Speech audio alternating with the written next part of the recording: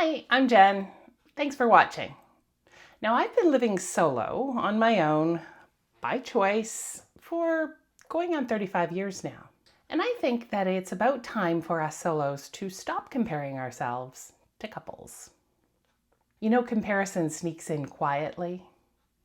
It's not that we're unhappy, it's that the world keeps showing us what we should want. Movies, ads, even friends' social media posts. They all repeat the same message. Coupledom, couples. Couples doing this, couples doing that, couples falling in love. So when you're single, it can get to feel like you're kind of missing a piece of the puzzle. The life puzzle. The thing is, you're not missing a piece. You're building a different kind of picture. One that is still whole, still beautiful and fun and fulfilling. It's just that it's yours. And sometimes couples aren't living the kind of life we imagine they are, based on their Instagram posts and their Facebook posts and their YouTube videos. Even those people who seem to have it all, those are just the good shots. People tend to act like being single is a temporary state, like you're waiting in life's lobby for someone to come and pick you up. You're in stasis. Oh, don't worry, you'll find someone. It's meant kindly, I'm sure, but it sounds a lot like, hang in there, you sad little creature. But what if you're not waiting? What if this, your solo life, isn't a warm-up? What if it's the main story? Because being solo isn't a pause button on life. It is life. And when you stop comparing yourselves to other people, to couples, that's when things can start to open up. So let's talk about why comparing your wonderful, perfect solo life to that of couples just doesn't make sense, and how to fully start enjoying the life that you're in. First of all, I want to acknowledge everybody compares, even when we know it's a bad idea. First, start noticing your triggers. Those moments when you feel less than. Maybe it's scrolling through photos or hearing about a friend's anniversary. When you catch that feeling, pause and remind yourself, their path isn't mine.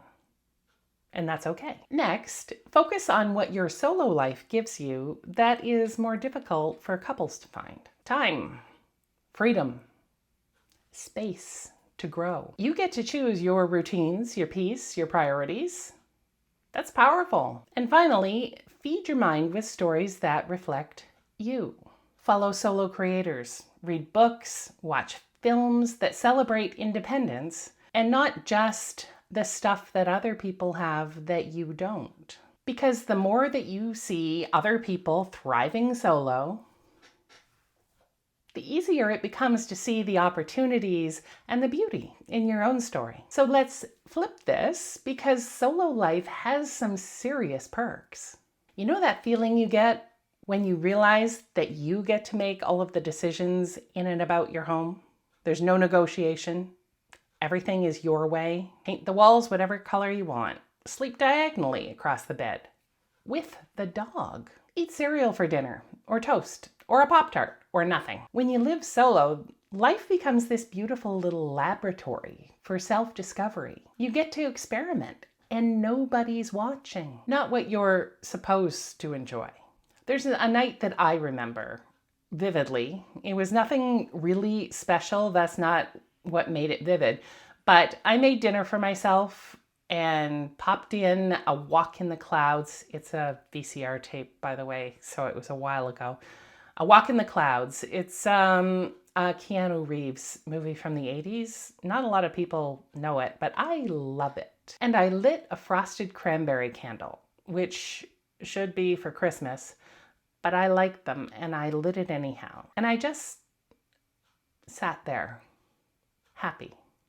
And this is the vivid part. I said to myself, there is nothing in this moment that I would change. Nothing. Right now, I am happy and content. I have everything I want, everything I need. I'm not thinking about anything but the here and now. It was very freeing. That kind of quiet joy, those kind of moments are easy to miss when you're busy comparing your behind-the-scenes reality with somebody else's Oscar-worthy performance? Now, yes, living alone does have its challenges, and one of the big ones is what do you do if you need help and there's nobody else in the house with you? And that's why I would like to thank Snug for sponsoring today's video. Snug is a simple and reliable daily check-in app for your smartphone. It's designed to give peace of mind to people who live alone and their loved ones. It was initially inspired by Jan, an active and solo registered retired nurse with a heart condition and her best buddy forever, Linnea, a little dog. Jan worried about what would happen to Linnea if something happened to her, and nobody knew, possibly for days. And the idea for Snug was born. Whether you want reassurance for yourself and your pets or your emergency contacts, Snug helps ensure that someone knows you're okay every day. So how does it work? Every day, Snug will remind you to check in with the app. Simply open the app and tap on the big green check-in button. That's it. You decide whether you want your contacts to be alerted whenever you miss a check-in or every time you do check in. Whatever makes you feel most comfortable. Snug is trusted by thousands of Americans and has facilitated over 20 million check-ins, providing peace of mind to people who live alone and the people who care about them. It's designed to be easy to use, as Snug requires no special equipment, just a smartphone. And their basic model is free to download. It only takes about 90 seconds to set up, and it's free to use. It's ideal for solo independent people who want a backup support system. Just click on the link in the description below to download Snug and get your peace of mind for free. And then there's this whole timeline thing. Society basically hands us a checklist. Graduate, get a job, meet someone, get married, buy a house, retire together in a cottage. That's an elevated cottage, if you don't know. It's a lovely plan, if it fits you. But for a lot of people, it doesn't. Some of us zigzag. Some of us take detours. Some of us skip chapters entirely or write new ones and then stuff them in with paper clips and staples and rubber bands. And everybody still ends up happy. And that's the thing. Life isn't a script. We're not old-time Vikings. The Allfather rolled the skein of your life a long time ago. Go and hide in a hole if you wish. But you won't live 1 instant longer. Your fate is fixed. Your life is a story, and you're telling it right now. And the good thing about stories, you can tell them 100 different ways. I get comments on this channel all the time from people in their 50s and 60s who are single now for whatever reason, who say they are more content solo than they ever were in a relationship. Mainly because they stopped chasing the supposed to version of happiness and the supposed to version of themselves. They started traveling, learning, volunteering, meeting people without the pressure of it becoming something. They stopped trying to catch up to everything they were supposedly missing and just started living. Here's what I've realized. When we compare, we are comparing our inside, our actual reality, the real person that we are, to somebody else's outside. The stuff that they choose to present to the world, their best face. We know our insecurities, our quiet moments, our Friday nights inside with takeout and pajamas. But when we look at couples, we only see what they choose to show us. It's like trying to compare your whole book to somebody's cover photo. And that kind of comparison makes you start to think that happiness looks a certain way, when in reality, happiness feels a certain way. And some days it feels like stillness. And some days it feels like independence. And sometimes it feels like waking up on a Saturday morning and realizing that you have the whole day to yourself to do nothing but what you want. And that's not less than, that's quite special. So reframe it. Instead of asking, why don't I have what they have? Try asking yourself, what do I have in my life that I've been overlooking?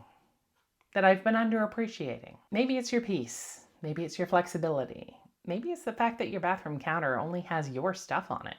And when you start noticing what's already good, it multiplies. Gratitude does that. It expands your world. And honestly, have you ever thought that maybe, just maybe, that life you're coveting because you're supposed to, those couples, those people that you're envious of, maybe they are looking right back at you saying, gosh, I want what she has. The grass always looks greener over there until you realize that there are people coveting what you have. So if you're solo, stop apologizing for it. Stop explaining it. Stop comparing it. You're not half a person waiting for your missing piece. You're a whole human being living a whole beautiful life. The beauty of being solo is that you get to define what happiness looks like to you and what it feels like to you. No script, no permission, no comparison. Now, if this message resonated with you, please give me a thumbs up, subscribe to the channel if you already haven't. It really helps me reach more solo souls who might need to hear something like this today. And in the comments, tell me, what do you love about being solo right now? Because the more you name it, the more you start seeing it. I'll see you guys next week. Bye-bye.